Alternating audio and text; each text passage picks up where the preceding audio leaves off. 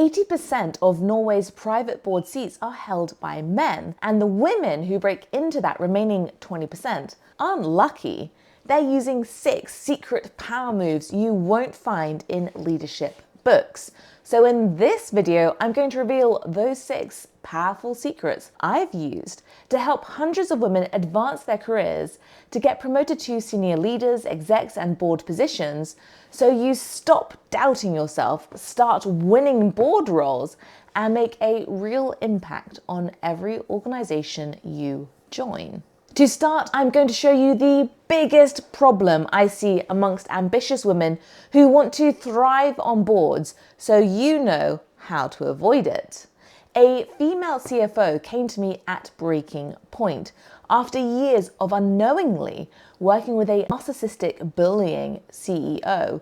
She felt exhausted, emotionally unstable, and convinced she was the problem in the C-suite. She hoped it would get better with time, but it only got worse. And at her breaking point, she believed she only had 2 options: go on long-term sick leave or quit. But here is the hidden problem. As I've listened to executives who are stuck in their careers, I've noticed it's their language that keeps them stuck. But why is that? Let's take the phrase, "my boss makes me feel stressed." On the surface, it seems accurate, but this makes it sound like her boss is causing her stress, and linking these 2 things together creates big problems. Because if her boss was really responsible for her stress, then until her boss changes or quits, which is normally beyond someone's influence, she's destined to feel stressed.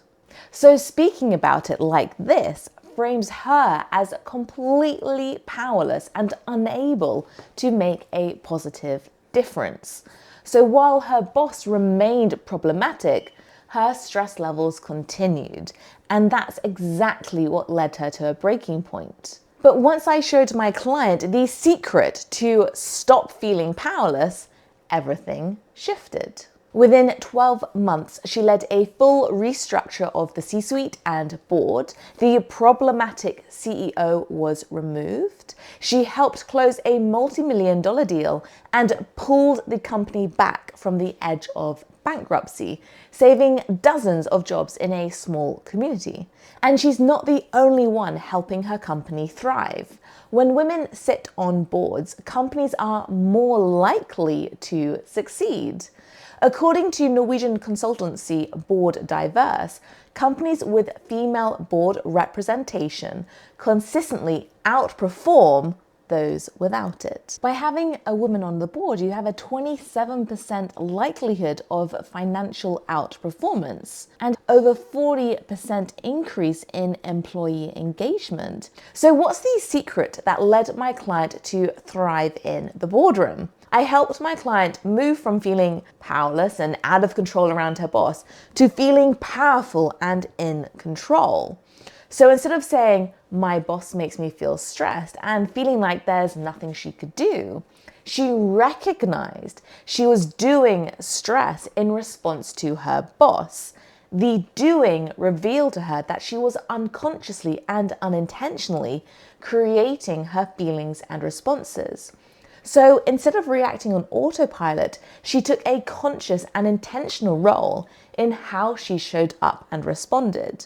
Because no matter how small, incapable, or insignificant you have been made to feel, you still have power and agency.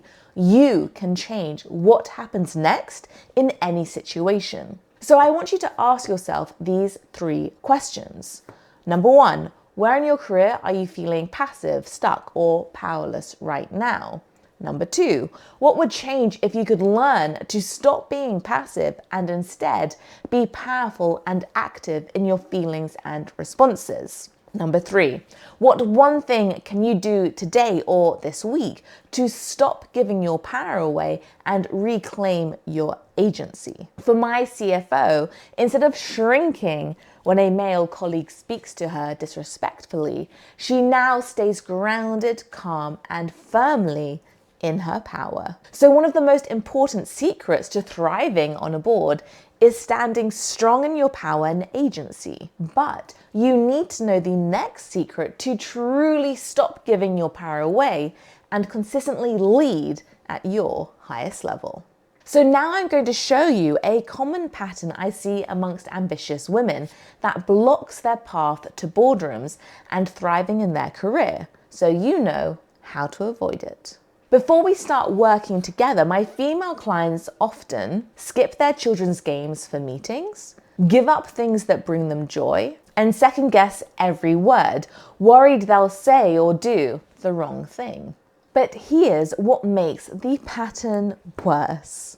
As I've coached female execs who are stuck in their careers, I've noticed this pattern is so normalized that they don't even realize there's another way.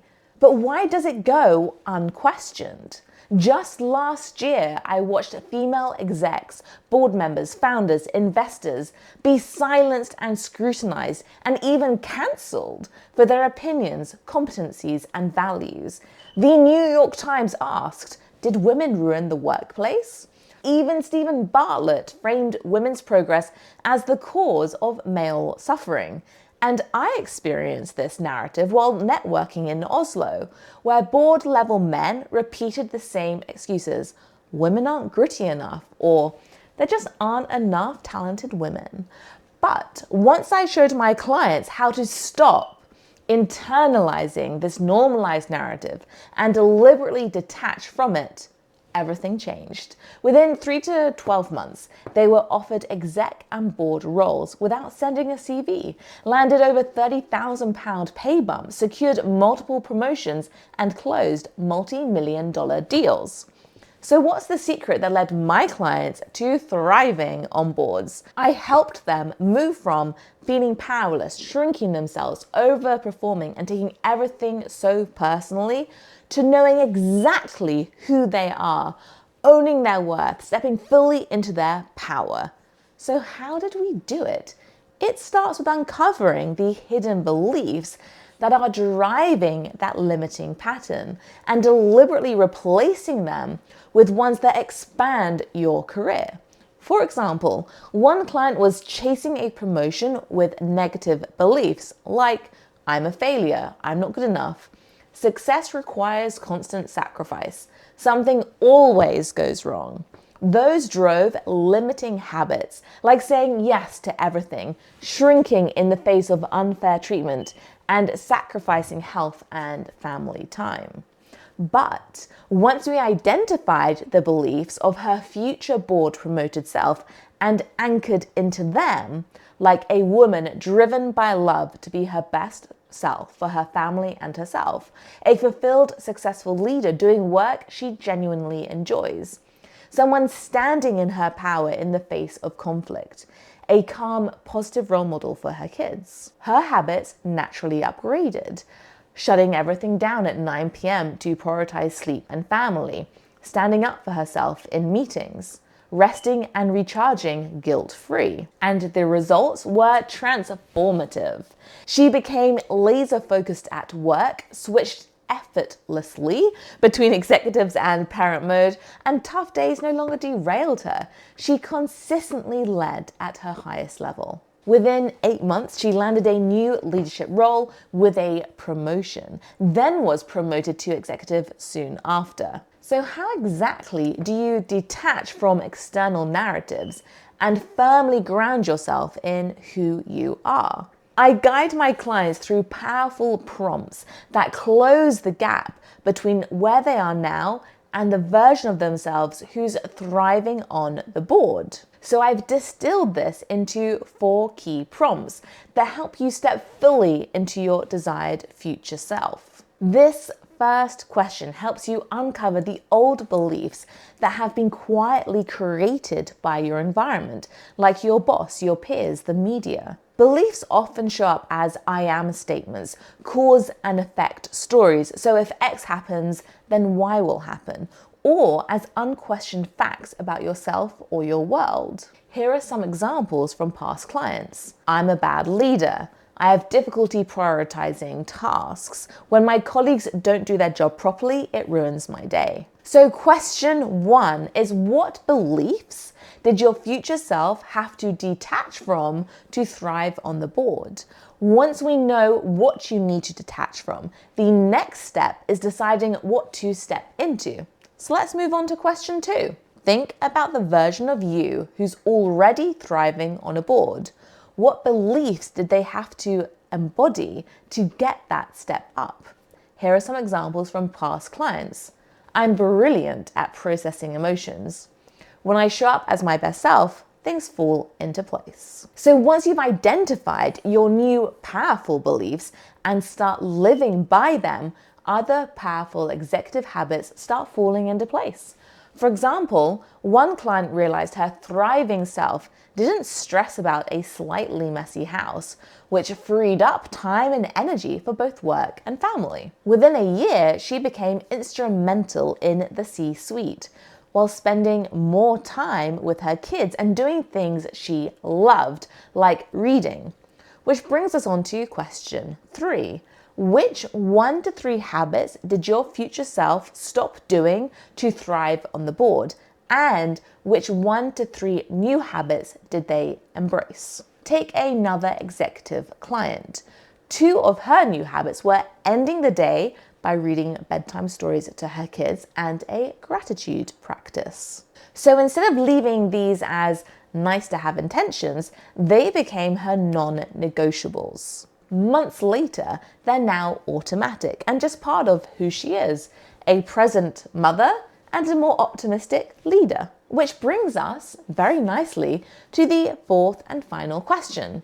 When setbacks or challenges arise, how does your future self respond in ways that elevate your leadership? For example, another exec client has been operating in what she calls a vacuum due to funding challenges. So instead of letting the monthly scramble to pay vendors and salaries trigger sleepless nights and a downward spiral, she detaches from what she can't control and channels her energy into leading at her highest level. So these 4 questions give you a North Star to follow, but that's not enough to get you all the way to thriving on a board.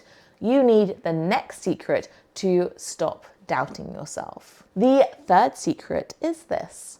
So the trap I see ambitious, talented women falling into again and again stops them from thriving on boards. And again, I want you to avoid it. Take my exec client. She didn't feel like she belonged in the C-suite, let alone on the board. And like so many high-achieving women, she tried to reduce her self-doubt by over-preparing, over-polishing, and people-pleasing. But her career results never matched her effort. The imposter feelings only grew, and she was running on empty. So here's the hidden trap.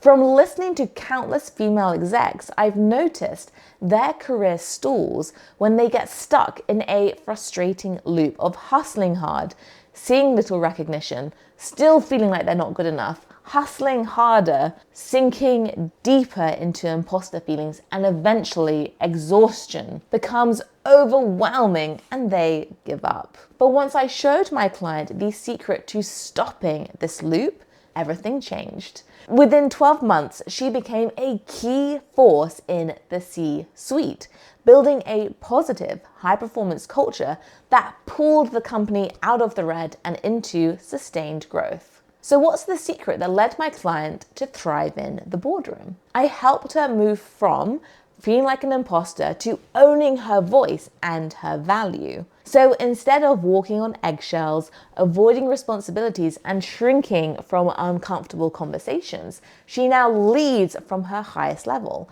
She knows she is a brilliant leader, and that confidence radiates through every interaction and decision. But how did we achieve this transformation? We did it by getting clear on her wins, talents, and strengths, and exactly where to place her focus for maximum career success. So I want you to complete this exercise called Demands vs. Resources so you can achieve similar career results. And I'm going to take you through it step by step now. Before we dive in, there is a link to this template in the comments below, so you just go ahead, click that, and it's all yours. The first step is to creating a demands column. Here you list all the key demands of your role, both what's required right now and what it will take to thrive on a board. So I've included examples that are grayed out from past clients. Some of them have identified being a present leader, environmental plan, looking at the big picture. They've also used things such as positioning myself as a more impactful leader and take boss's job. So now hopefully you are clear on your key demands of your role. Let's move on to step 2. So in the next column, which is called resources, you list everything you already have that proves to yourself that you can meet each demand of your job, of your role. Now, these resources could be skills, your knowledge, your network, your strengths, supportive partners. It can be wins as well, your qualifications, education. You just want to list anything you have that you can leverage to meet that demand and also to confirm to yourself that, yes, I can do this, I can meet this demand. And again, these are all examples in the grayed out areas that my clients have identified. In the last column, you want to list 1, 2, 3 clear, realistic actions you can take to plug any gaps or gather additional resources to meet each demand with greater ease and speed. So for example, clients have written, ask for help and clarity sooner.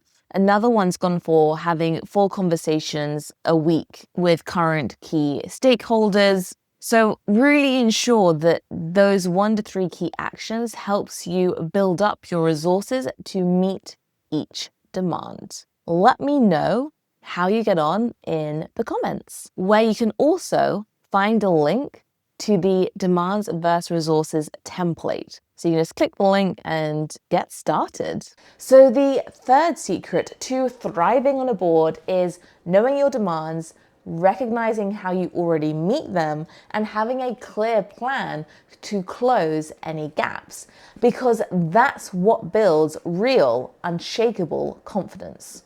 But to become truly unstoppable in the boardroom, you need the next 4th secret. So this is where most execs fail, because they don't realize they're unconsciously blocking themselves from boardroom success. Let's take my CFO. She spent years just keeping her head above water to try and grow her career. She held back in meetings, missed her kids' football matches, and sacrificed her well-being. But despite her talent, effort, and capability, her career stagnated. So here is the hidden block. As I've listened to executives who are stuck in their careers, I've noticed it's their thoughts quietly running in the background that blocks their success. So my CFO ran an invisible inner dialogue that sounded like this. I'm not good enough. My voice isn't as important as my colleagues. I'm a stressed person. But why did these thoughts block you? Because your brain is plastic. It changes, grows, and develops as a result of the thoughts you feed it. So let's say you only trained your right arm in the gym. Over time, it would become the heroic jam jar opener, strong, reliable, automatically chosen for every task. Meanwhile, your neglected left arm would just weakly hang there like an overcooked noodle, never chosen for jam jar duty. Your brain works in exactly the same way. The thoughts you think the most shape the neuropathways you use the most, making them stronger, faster, easier to access, and automatic. The neuropathways you don't use are weak, slow, clunky, and unfamiliar. So if you've ever wondered why the same negative thoughts keep looping in your mind, it's because your brain defaults to the neuropathways you use the most, not the ones that actually serve you. Which means If you decided to finally train your left arm in the gym, it would eventually catch up to the almighty right arm. And if you stop training the right arm altogether, well, even that mighty hero would weaken. So once I showed my CFO client how to stop her brain running on autopilot with negative thoughts, everything changed. She went from over-delivering in survival mode to leading from her highest level. She started speaking up in meetings, said no without guilt, and showed up fully present for her family. And the curveballs that used to derail her, now she meets them with resilience, calm, and confidence. So, what's the fourth secret that led my client to thrive in the boardroom? I helped her turn empowering high-performance neuropathways into her automatic operating system, replacing the old negative loops. So instead of negative thoughts running in the background, like, I'm gonna screw this up, she learned to recognize them and deliberately choose new, inspiring, and uplifting thoughts instead. She practiced this daily, and the cumulative impact over the 12 months we worked together was, in her words, insane. She joined the core leadership team, played a pivotal role in saving the company, and did it all with more optimism, joy, and energy. So retraining your thoughts starts with noticing the thoughts running in the background and consciously choosing what you want to think instead. I've distilled this exact process I guided my client through into 4 powerful career transforming questions. Number 1, what stories are running in your head that make you feel like a bad or not good enough leader? Number 2, how can you rewrite those stories into ones that empower you, support your leadership, and help you thrive on the board? Number 3, if you consistently spoke to yourself this way, what positive changes would you notice in your energy, your confidence, and your results? And number 4, how will you ensure you stick to this new habit of speaking to yourself in positive ways? So while deliberately training your brain by changing your thoughts is essential to becoming the kind of leader who thrives on boards, it's not quite enough on its own. You still need to brilliantly manage your time and energy on autopilot, so your daily choices automatically align with the leader you want to be, which is why you need the next secret. So this 5th secret was the turning point that took one exec client from being stretched thin in every direction to leading with calm, clarity, and impact, ultimately earning a board role and thriving in it. Her life had become a chaotic blur of doing, stressing, trying to be perfect. She said yes to every meeting, late night email, and quick chat, even if it meant cutting weekends short or returning from holiday early. But she still didn't get the promotion or board offer. She felt like a failure. So here was the turning point, when she took extreme ownership of her time and energy. She mapped out how the version of herself thriving on a board would show up. So, for example, she stopped chasing perfection. She practiced saying no, or we can reschedule that. And the results were transformative. The right executive moves just naturally fell into place. Like calls and emails after 8 p.m. stopped, unless agreed in advance. Reading became a priority. And the beauty of fully owning her time and energy meant that within 12 months, she reclaimed at least 2 hours per day, and her weekends were fully hers again. Just the other day, she told me she's bored at work because her team is now handling the tasks she used to do. She's shifted from a doing to a reviewer role, which is the way elite leaders operate.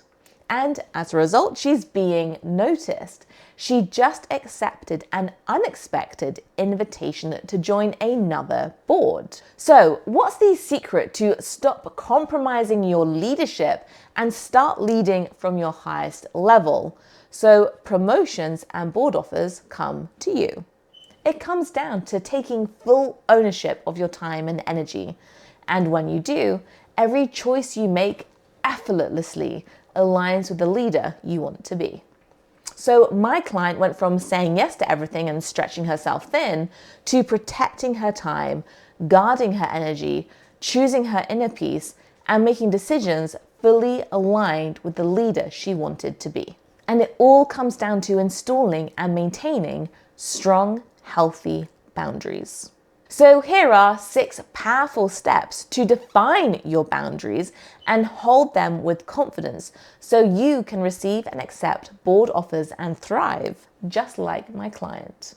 So the first step is to separate your true responsibilities from the ones you've taken on out of habit, guilt, or the desire to please. Without this clarity, you'll keep operating in the grey zone and fall back into old patterns. So here is the first step.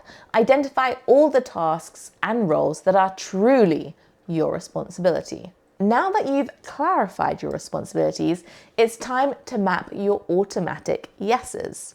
To uncover the meetings, calls, tasks, and emails you accept without considering their real value or alignment with your priorities. Because you can't say no strategically until you see exactly where your time and energy are slipping away. So step 2 is write down everything you currently say yes to at work. So now that you have a clear picture of your responsibilities and current yeses, it's time to make a decision-making effortless. You need to identify your non-negotiables, the things that sustain your energy, performance, and well-being, like sleep, family time, exercise, deep work, or hobbies. So when opportunities, meetings, or requests come in, you immediately see if they're aligned, making the decision to say yes or no obvious. These form the foundations of your strong, healthy boundaries. Which brings us to step 3. List your non-negotiables that fuel both your life and your career. So now you're clear on your roles, yeses, and non-negotiables, it's time to dive into the deep end. Saying no isn't rude, and it's certainly not a weakness. It's a strategic move. It gives you back your time and energy, sharpens your focus, and makes thriving on a board inevitable. So for step 4, write down everything you can say no to right now. If it's helpful, practice your phrasing and use tools like ChatGPT to help you. And this brings us to the penultimate step, one that's usually eye-opening for my clients, because it's not just about knowing what to say yes and no to. It's equally important to know what you can delegate. Like my clients, you might catch yourself thinking, but it's faster if I just do it myself. However, the hallmark of a great leader is effective delegation. And in the long run, it's what allows you to lead from your highest level and secure and thrive on boards. So let's complete step 5. Identify the tasks you can delegate and to whom, with guidance if needed. Then create a guilt-free plan to hand them over, which brings us to the final piece of the puzzle. I've noticed that most executives are perfectionists, but perfection doesn't deliver the high-impact results you think. Over-polishing and over-controlling is actually holding you back from board seats and thriving in them. So step 6 is this. Write down where being a perfect leader gets in the way of your success and where good enough is actually sufficient. Hint, in 99% of cases, good enough is always sufficient. So maintaining strong, healthy boundaries is one of the most powerful secrets to leading at your highest level and thriving on boards. But to be in the best emotional state for any leadership task, you need the final secret. Which brings us to the 6th and final secret. In just a few months, I helped a client go from living in constant chaos, overwhelmed, stressed, and stuck, to thriving and accelerating in her career like never before. From the moment she woke up, she was mentally beating herself up. She wasn't growing her career fast enough, not getting enough done, not perfectly on top of everything. And she tried to fix the problem on her own with things like morning team meetings, productivity hacks, meditation, workouts, but nothing worked. The cycle of stress, overwhelm, and anxiety just kept repeating and repeating. So here is the hidden problem. Executives fixate on solving their output with actions instead of focusing on upgrading their inner emotional state. Because when you calm your nervous system, everything else improves. Your thinking sharpens, your energy stabilizes, optimism returns, and your health thrives. So what was the deceptively simple secret that helped my client break her stress and chaotic cycle and start thriving on boards? Daily nature breaks. She started every morning walking her dog before touching Slack or opening her emails. Another client takes 5-minute nature breaks when work gets intense, giving herself space to reset and show up more present at work and home. For me, it's skiing with my dog before or after work. So schedule right now in your diary daily nature breaks. Step outside, breathe, calm your nervous system, reconnect with yourself, and see and feel how it shifts your energy. They don't need to be hours. Even 5 minutes will bring you back to center, and your boardroom performance will thank you. So now you know the 6 secrets to stop doubting yourself, start thriving on boards, and make a real impact in every organization you join.